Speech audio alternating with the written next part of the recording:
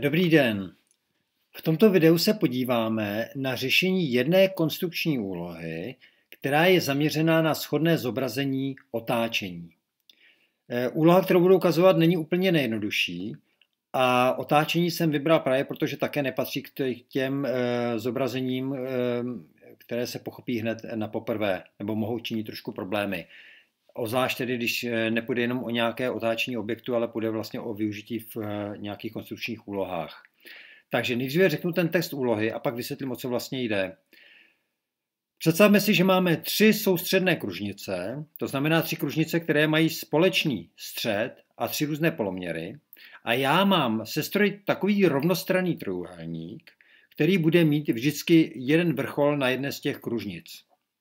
Ano, já to za chvíli ukážu, jak to má vlastně vypadat, takže z toho pochopíme to zadání. Nejdříve jenom stručně tedy, co to je rovnostranný trojúhelník. Je to trojúhelník, který je to vlastně ten nejjednodušší pravidelný mnohouhelník, který má tedy 3 shodné strany, má vnitřní úhly má také shodné a protože součet vnitřních úhlů je 180 stupňů, tak každý jeden z nich má vlastně 60 stupňů.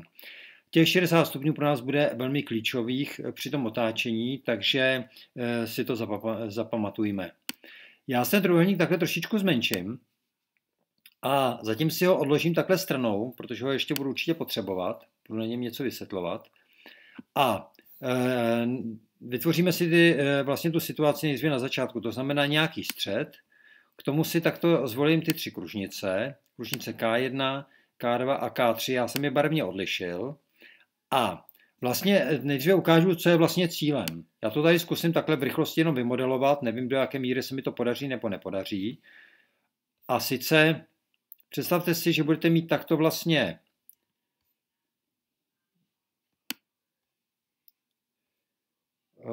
nevím, jestli se trefím, snažím se, aha, teď to vypadá, že se mi to asi skoro povedlo, vidíte, že mám vlastně teď trojúhelník rovnostranný udělaný tak, že vlastně ty jednotlivé vrcholy jsou takže vždycky jeden ten vrchol na jedné té kružnici. A vlastně mým cílem je něco takového vlastně dát dohromady tou konstrukční úlohou. Samozřejmě nemůžu to řešit tím, že si takto vemu nějaký trojúhelník a budu měnit různě jeho velikost a směr a podobně, dokud se netrefím, protože to řešíme pomocí konstrukce. Takže opět si ten trojúhelník odstraním vedle a budeme si spíše povídat tedy o tom vlastním řešení. Takže tady ho mám takhle vedle připraven, ještě se k němu určitě asi vrátím a dáme se do práce.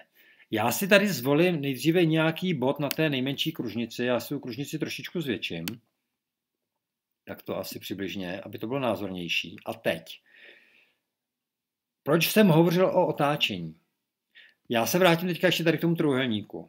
Představte si, že byste chtěli kolem toho bodu E, který nazvu střed otáčení, otočit tento bod D o 60 stupňů ve směru hodinových ručiček, což je dosti podstatné. V podstatě jsem tím řekl, o co se jedná. Jestliže mám otáčení, tak to otáčení má vlastně 2 vlastnosti základní. A to je, že potřebuji mít střed a potřebuji vědět úhel, o který to otočím. A samozřejmě taky tím pádem směr toho otáčení, který jsem tady v tuto chvíli řekl, že to je o 60 stupňů v tomto směru. Což je bráno pro mě jako spíš směr asi záporný, ale to je teďka jedno. Prostě je to jasné. Musím si uvědomit, že když vezmu tento bod D, nebo ještě lépe úsečku ED a tuto úsečku ED otočím celou o 60 stupňů, tak vlastně dostanu tu úsečku EF. Neboli si představte, že tady z toho bodu D půjdete tímto způsobem takhle, vlastně po nějakém oblouku, tak až opíšete 60 stupňů kolem toho bodu E a vlastně se trefíte přesně do toho bodu F. A to je vlastně otáčení. Jo? To je vlastně otočení o 60 stupňů kolem jednoho z těch vrcholů. A já vlastně si řeknu, aha, nemůžu k té úloze přistoupit podobně? To znamená, že já si řeknu, jestliže ten bod A už jsem si tedy zvolil jako pevně, kdekoliv, ale já jsem si to zvolil pevně, že na té kružnici K1, tady, a řeknu si, kdyby ten bod nějaký jiný toho trojúhelníku byl zde někde, třeba dejme tomu tady v těch místech, na té prostřední kružnici, a já otočím celou tu červenou kružnici o 60 stupňů, tak na té nové kružnici musí být logicky obraz i tohoto bodu, který bude zde. Jo, ještě jednou, jestliže vlastně ten bod, který, dejme tomu, nějaký bod by byl třeba zde, jak ukazuje teďka ten kurzor, a já celou tu kružnici otočím, tak na té nové kružnici musí být vlastně obraz i tohohle bodu. Samozřejmě obraz jakéhokoliv bodu, ale když se zaměřím na jeden konkrétní, tak by to bylo. Takže já vlastně si řeknu, dobře, tak já zkusím hledat, jak bude vypadat otočená kružnice. A já budu tu kružnici otáčet kolem toho bodu A. Pozor, nikoliv kolem bodu S, protože kdybych kružnici otočil kolem jejího středu, tak vlastně se s ní nic nestane. To vlastně obraz a vzor splynou. Ano. Vzor je to, co otáčím, a vzor je to, co mi, a obraz je to, co mi vznikne. Jo, vzor je to, co otáčím, obraz, co mi vznikne. Takže já začnu otáčet tu červenou kružnici. Jak se otáčí kružnice? No, kružnice je určená dvěma vlastnostmi, a to je její střed a její poloměr. To znamená, že v té první fázi já si vlastně najdu obraz toho středu S. No jo, ale já k tomu vlastně můžu přistoupit úplně stejně, jako jsem to vlastně ukazoval tady. Si představme, že ten bod E je něco jako ten bod A a ten bod S je něco jako bod D.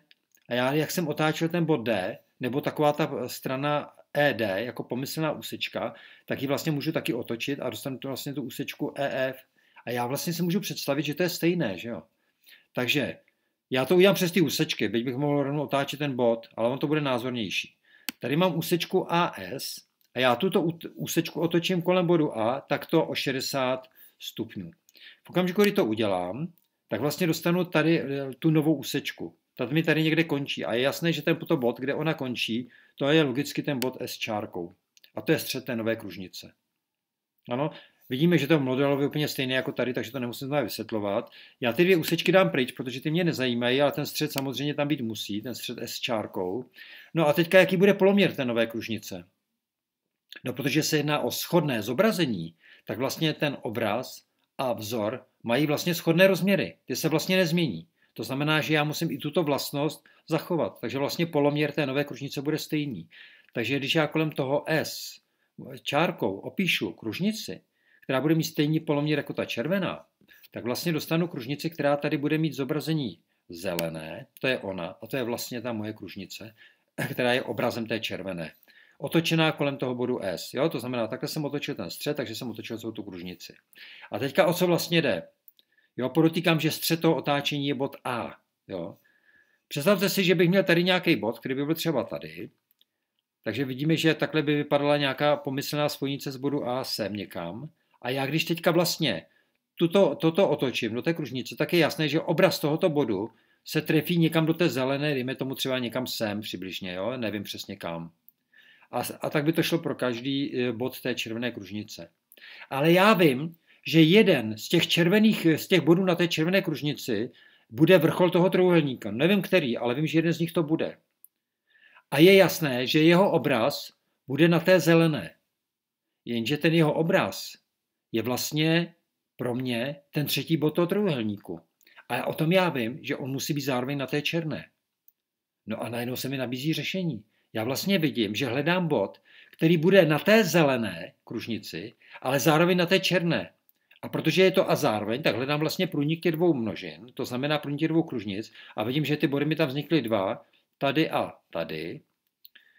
To znamená, že to vypadá, že ta úloha by měla potom ve finále dvě řešení. Ale já to zatím teďka nechci moc do těch dvou řešení vést. Pro mě je podstatné, vlastně i to budu ukazovat na tom řešení jenom, abych tam toho neměl moc a spíš se soustředím na ten vlastní výklad, že vlastně tento bod, který je zde, to je ten bod, který vlastně teďka hledám. Já si ho označím jako bod B a vysvětlíme si, co to vlastně je. Ten bod B je vlastně obrazem nějakého bodu, který vůbec nevím, kde je. To je úžasné, že? Že já vlastně jsem našel obraz něčeho, co neznám. Já nevím, kde je ten vzor, já vím, že ten vzor bude někde prostě na té červené, nevím kde, ale znám už jeho obraz. Takže vlastně jakoby půjdu trošku jakoby naspátek, ale to není tak úplně pravda, ale můžu tak chápat, že půjdu vlastně od obrazu ke vzoru. Jo, protože si musím uvědomit, že já jsem věděl, že ten obraz musí být na té zelené. A kdyby neexistovala ta černá, tak samozřejmě nevím kde. Ale protože vím, že musí existovat na těchto dvou kružnicích zároveň, tak je zřejmé, že to musí být na jejich průniku, takže tady.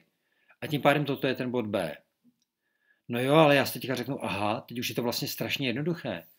Protože když já bych si teď udělal vlastně v tomto okamžiku nějakou úsečku, kterou si představím jako AB, tak to je vlastně jedna strana toho trojúhelníku.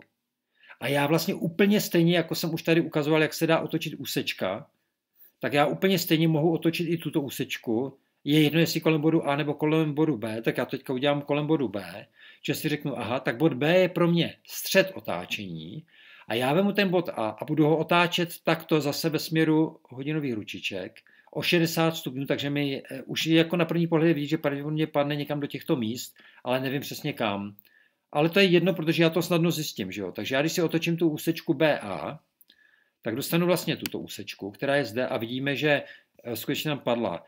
Já bych správně měl si zvolit tady polopřímku BA a měl bych otáčet nějakou polopřímku a tak, kde se ta polopřímka v podstatě protne s tou červenou kružnicí, bude ten bod, ale já do těchto detailů teďka, které by byly určitě správnější, zabíhat nebudu, mě jde o ten princip. Ano. A ten princip spočívá v tom, že já vlastně zde v tomto bodě musím logicky dostat ten bod C. Ano. A tady vidíme, že vlastně mám ty body A, B, C vytvořené. To znamená, že já vlastně vidím, že já už tímto způsobem zde vytvořím ten trojúhelník. Já si dám pryč ty úsečky, ať mi tam nepřekáží, ať tam je opravdu jenom ten modrý trojúhelník a vidíme, že ten modrý trojúhelník je vlastně výsledkem. To znamená, že když si dám pryč teď ten bod S čárkou, ať mi tam nepřekáží a tu zelenou kružnici, tak vidíme, že vlastně tohle je tím výsledkem. A samozřejmě my víme, že by ty řešení byly dvě, ale v tuto chvíli my se soustředíme jenom na to jedno a podíváme se na jinou věc. Co se stane, když já vlastně s jedním tím, třeba s tou jinou kružnicí, třeba s tou malou, začnu hýbat s tím poloměrem. Budu měnit vlastně poměr vlastně těch poloměrů mezi sebou, těch jejich velikostí. Všimněte si, že já to neustále zmenšuji, ten poloměr té modré kružnice, ta se mi zmenšuje a najednou mi zmizelo to řešení. Je chyba v konstrukci, nebo to má svoji logiku? Budu to vracet pomalu zpátky, ale jenom vidíme, že to řešení se tam zase objevilo. Jo, vidíme, co se děje, když to zvětšuji, ale nechci zabíhat až tak daleko, chci zůstat někde tady prostě v tom názorném poli. Tak. A zkusme si to vysvětlit, co se vlastně stalo, nebo co to vlastně je, co mi tady vlastně vzniklo. Ano. Dokážeme to vysvětlit? No je to velmi jednoduché, protože já když zpátky vrátím tu zelenou kružnici tímto způsobem, tak vlastně si musím uvědomit, že vím, že vlastně tady mám, znovu opakuju, ty trojúhelníky by byly dva, jeden je tady, druhý by byl, prostě by vypadal nějak asi takto, malovat ho tam teďka nebudu. Pro mě je podstatné to, že vlastně já vidím, že mi ty dvě kružnice, zelená a černá, se protěly ve dvou bodech. A já v okamžiku, kdy poloměr té modré kružnice zmenším hodně, tak si všimněte, co se stane. Oni vlastně, ty dvě kružnice, ta zelená a černá, se vlastně neprotnou. A když se neprotnou, tak je logické, že nemůže existovat ten bod B. A když existuje bod B, tak nemám bod, který bych otáčel, nebo kolem kterého bych to otáčel, takže vlastně ta úloha nemá řešení. Takže naprosto legitimně mohu říct, v takovéto situaci nemá řešení. Tak my už víme, že ona ta úloha má někdy dvě řešení, nemá vůbec řešení a teď si můžu logicky zeptat, může se někdy stát, že ona má jenom jedno řešení? A to už si umíme teďka představit, jo? Protože když se vrátím zpátky sem, tak si představme, že budu teďka vlastně měnit ten poměr těch poloměrů mezi sebou tak, že v určitém okamžiku dojde k tomu, že ta zelená a černá se neprotnou, ale pouze se takto vnitřně dotknou. To znamená, protože teď je to vidět. Teď se vlastně ta zelená, tady vlastně jenom v jednom bodě dotkla té černé. To znamená, že neexistují dva plusečíka, ale pouze jeden ten společný bod jako bod dotyku.